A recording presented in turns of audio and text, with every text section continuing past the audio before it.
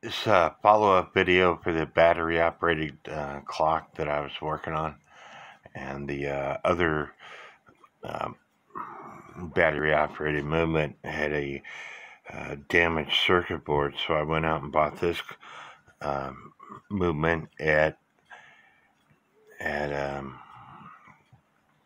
the store I was in yesterday, Hobby Lobby, and I just wanted to show you what happens, what is supposed to happen when you attach a battery.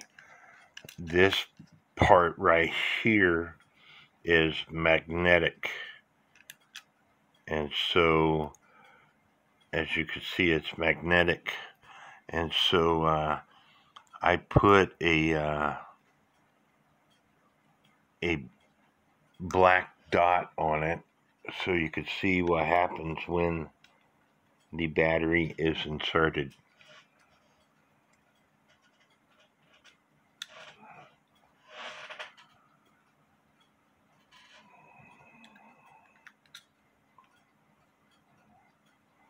Let me fix the battery compartment here.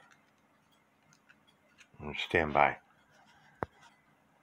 The connectors for the battery here came undone, so I had to fix that.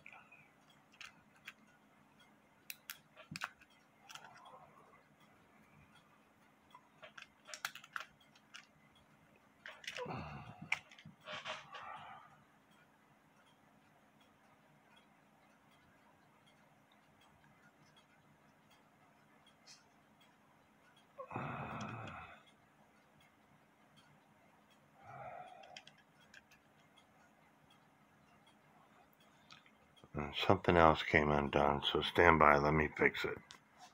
I'm looking over my camera with my head visor on, so for me to fix this stuff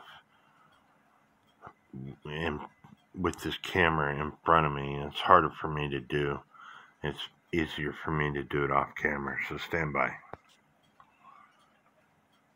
When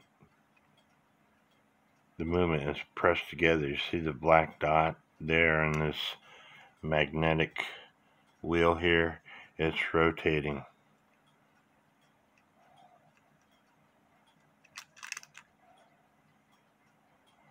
So that is what it's supposed to do. That is what I tried to get the other movement to do, but it didn't work properly. So adding this gear here, this little gear here, where it belongs, will make this movement work properly. But